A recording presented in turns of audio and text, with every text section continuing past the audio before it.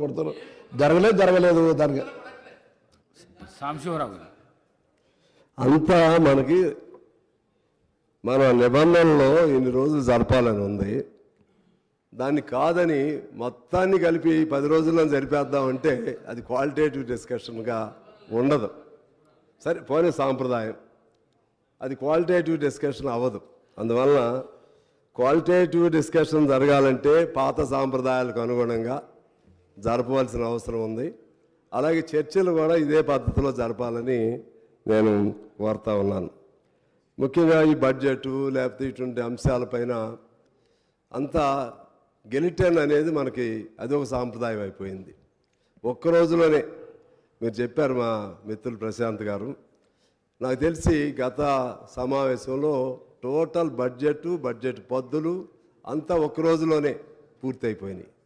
ఆ విధంగా అయితే okay sir, if I am wrong I myself will be corrected. ఆలోచన చేయండి అంతే. ఈ విధంగా దీన్ని భవిష్యత్తులో జరగకుండా ఉండే విధంగా చూడాల్సినటువంటి అవసరం ఉందని నేను గుర్తు చేస్తా ఉన్నాను. అలాగే ఇప్పుడు మన అక్బర్ గారు చాలా విషయాలు చెప్పారు. ముఖ్యంగా ఆ 6 గ్యారంటీస్కి సంబంధించి, ఇతర వాగ్దానాలు హామీలకు సంబంధించి దీన్ని how to meet such expenditure you have to explain like that. I put several questions to the newly formed government. నేను అంటున్నాను, if at all if one should have will power, determination, dedication, definitely one can fulfill all those things. We should take late YS Rajshekhar Reddy garu as an example. He promised several things regarding Arogyasri, free scholarship and houses to the saturation point, this pensions, ration cards, what not. He promised several projects, several things, but ultimately he could achieve. ఆ విధంగా ఎవరు ఊహించాల. ఏది మన జల యజ్ఞం, మరి ఎట్లా వచ్చింది డబ్బులు, ఎలా సాధించారు డబ్బులు. అందుకని provided if one should have such will power and plan of action and commitment and determination towards the cause, definitely you can achieve.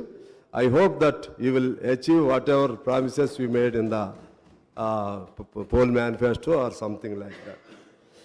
దీని తోడు మన అప్పుడున్నటువంటి దివంగత రాజీవ్ గాంధీ గారు చెప్పింది కూడా నేను గుర్తు చేస్తాను. డబ్బు అనేది ఇవాళ పెద్ద సమస్య కాదు నాకు తెలిసి. ఆ డబ్బుని ఎంత మేరకు సద్వినియోగం పరుస్తున్నారనేది సమస్య. ఆనాడే రాజీవ్ గాంధీ గారు రూపాయిలో కేవలం పావలా మాత్రమే ఏ ప్రాజెక్టులకు ఉద్దేశించారో అది ఖర్చు పెడుతున్నారని చెప్పి ఆనాడు చెప్పారు. ఇప్పుడు ఆ పావలా కూడా ఉందేమో ఉందని నేను అనుకోవట్లేదు. మనం ₹1,00,000 1,00,000 కోట్లు ఒక ప్రాజెక్టు పెడితే దానిలో ఏ 10,000 కోట్లు మాత్రమే ఆ ప్రాజెక్టులకి నిజమైన రూపంలో ఖర్చు అవుతుందో, మిగిలిందంతా ఎట్లా పోతున్నాయో తెలియదు, ఏ రూపంలో పోతుందో తెలియదు. దాన్ని మీరు కంట్రోల్ చేయగలిగితే కొత్త ప్రభుత్వంగా డబ్బు అనేది పెద్ద సమస్య కాదనేది నా భావన. అలాగే సెంట్రల్ గవర్నమెంట్ నుంచి మనకు చాలా నిధులు రావాల్సి ఉన్నాయి. చాలా నిధులు గత 5 ఏళ్లలో కానీ లేకపోతే అంతకుముందు 5 ఏళ్లలో కానీ తెలంగాణ ఫామ్ అయిన తర్వాత చాలా నిధులు రావాలి. ఫైనాన్స్ కమిషన్ సూచించినవి కానీ లేకపోతే ఫైనాన్స్ మేనేజ్మెంట్ని ఎఫెక్టివ్గా నడిపినందుకు ఇవ్వాల్సినటువంటి గవర్నమెంట్కి ఇవ్వాల్సినటువంటి నిధులు కానీ అవన్నీ కూడా రాలేదు. అవన్నీ కూడా మనం తీసుకుంటే ఒక 60-70 వేల కోట్లు సెంట్రల్ గవర్నమెంట్ నుంచి డ్యూ ఉంది. ఆ వైపు కూడా కాన్సన్ట్రేట్ చేస్తే ఆ ఫండ్స్ కూడా మనకి వస్తాయి.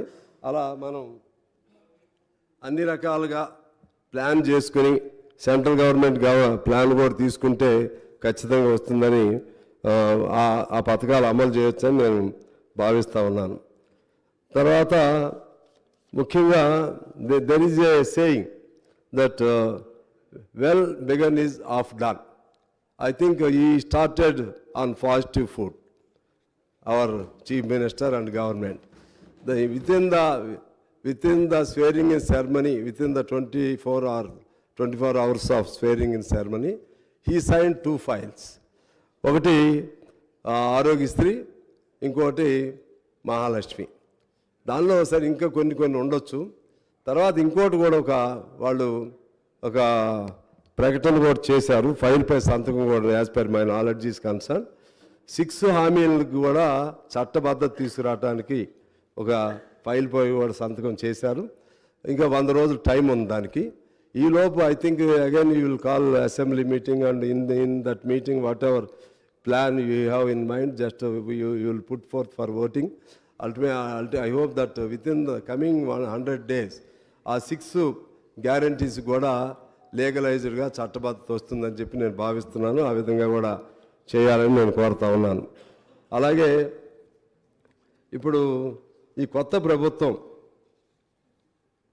ఎక్కువ కాలం మంచిగా పనిచేయాలని నేను కోరుకుంటా ఉన్నాను.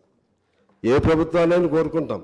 టీఆర్ఎస్ ఉన్నప్పుడు టీఆర్ఎస్ని కూడా కోరుకున్నాం, ఇప్పుడు కాంగ్రెస్ ఉన్నప్పుడు కాంగ్రెస్ని కూడా కోరుకుంటాం.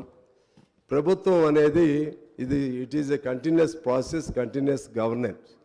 వాళ్ళు చేసిన మంచి పనులు ఉంటాయి, దాన్ని మీరు కొనసాగించాలి. వాళ్ళు చేయలేనటువంటి పనులు ఏమన్నా, మంచి పనులు చేయలేకపోతే వాటిని మీరు టేకప్ చేయాలి. వాళ్ళు చేసినటువంటి తప్పులు ఏమన్నాయో అది మీరు అర్థం చేసుకోవాలి. ఆ తప్పుల్ని చేయకుండా మీరు ముందుకు వెళ్ళాల్సిన అవసరం ఉంది. ఇందాక లాంగ్ డిస్కషన్ జరిగింది. గత అనేక సంవత్సరాలు, 50 ఏళ్ల చరిత్ర, మళ్ళీ ఈ 10 ఏళ్ల చరిత్ర దేన్ని పారామీటర్గా తీసుకోవాలనేది. 50 ఏళ్ల చరిత్ర ఏది చేయకుండా ఈ దశకి ఏది రాదు. అది నేను weather that was Congress government are Janata government or any other government, అది ఒక ఫుట్టింగ్, అది ఎప్పటి నుంచో అలా చేసుకుంటూ వస్తుంది. దానిపైనే ఆధారపడి కొత్త గవర్నమెంట్ ఇంకొన్ని నిర్మిస్తూ ఉంటుంది. మొత్తం మేమే చేసామని చెప్పి 10 ఏళ్లలో టీఆర్ఎస్ వారు చెప్పినా, లేకపోతే కాంగ్రెస్ వాళ్ళు ఏమీ చేయలేదని చెప్పినా, లేకపోతే టీఆర్ఎస్ వాళ్ళు అసలు ఏం చేయలేదని కాంగ్రెస్ వారు చెప్పినా, ఇది అన్రీజనబుల్గా ఉంటుందని నేను భావిస్తూ, ఇప్పుడు చేయాల్సిందేంటి, వాళ్ళంతా బాగానే చేశారు. మరి 10 ఏళ్లకి నాకు తెలిసి ఏ ప్రభుత్వాన్ని మనం తీసుకుంటే ఏ ప్రభుత్వం కూడా అనేక సంవత్సరాలు ఏది కొనసాగలేదు. ఎంత మంచి ప్రభుత్వం అయినా మీరు తీసుకోండి. ఎన్టీ రామారావు గారి ప్రభుత్వం కొనసాగలేదు, కాంగ్రెస్ పార్టీ ప్రభుత్వం కొనసాగలేదు, ఈవెన్ మా కమ్యూనిస్టుల ప్రభుత్వం ఉన్నటువంటి పశ్చిమ బెంగాల్లో కొనసాగలేదు. మీరు ఏ స్టేట్ అయినా, you take any state, no party continued for several years, 1 or 2 terms or 3 terms, if not 4 terms. ఎవరైనా సరే ఏదో సందర్భంలో ప్రజల దానిపైన యాంటీ ఇన్కంబెన్సీ వస్తుంది, లేకపోతే ప్రజల అంబిషన్స్ పూర్తి కాలేదనే భావంతో వస్తుంది, ఓడిస్తారు. కాబట్టి ఓడిపోవటం అనేది ప్రజాస్వామ్య ప్రక్రియలో అది కూడా దాన్ని స్పోర్టివ్గా మనం తీసుకోవాలి. ఓడిపోయాం కాబట్టి వీళ్ళు ఎంతకాలం ఉంటారో చూస్తాం, ఇది ఎంతకాలం ఉంటుందో చూస్తాం, మీరు సంవత్సరం కూడా ఉండలేరు, ఇటువంటి భాష ఎవరు వాడినా కూడా తప్పని నేను భావిస్తూ ఉన్నాను. ఎవరైనా ఒకరిద్దరు అత్యుత్సాహంతో మాట్లాడినా కూడా అది ఈ మధ్య పత్రికల్లో చూస్తున్నాం. అంటే ఏం చేస్తారు, ఒక సంవత్సరం కూడా ఉండదని అంటే అర్థం ఏంటి? అంటే కొనుగోలు మొదలు పెడతామా ఎమ్మెల్యేని? ఎవరినైనా మళ్ళా అటో ఇటో బేరసారాలు మొదలు పెడతామా? అది ప్రజాస్వామ్యానికి కొన్ని తీసుకురాదు. అటువంటి పదాలు వాడకూడదు.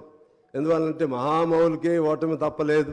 చంద్రబాబు గారు ఓడిపోయారు, ఇప్పుడు మన కేసీఆర్ గారు ఓడిపోయారు, వీళ్ళు కూడా బాగా చేస్తూ ఉంటారు. లేకపోతే ప్రజలు ultimate judgements are the people, వాళ్ళు ఏ నిర్ణయం చేస్తారో దానికి మనం కట్టుబడి ఉండాలి.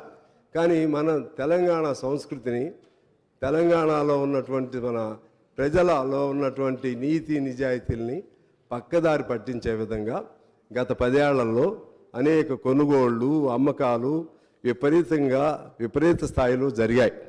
రాజకీయ నాయకులు, ఎమ్మెల్యేలని మనం చూస్తే ఎంతమందిని కొన్నారో, ఎంతమంది అమ్ముడుపోయారో, నిజంగా వాళ్ళకి చిత్తశుద్ధితో పలానా పార్టీ బాగా ఉంటుంది, మేము అందులో చేరుతున్నాం అన్నా కూడా యాంటీ డిఫెక్షన్ లా ఉంటుంది. ఆ యాంటీ డిఫెక్షన్ లాని కూడా దాన్ని కవర్ చేసుకుంటూ ఎంతమంది అమ్ముడుపోయారో మనం చూసాం. అమ్ముడుపోయినటువంటి ఒక్కళ్ళు కూడా ఈసారి తిరిగి అసెంబ్లీలోకి రాలేదు. అంటే ప్రజలు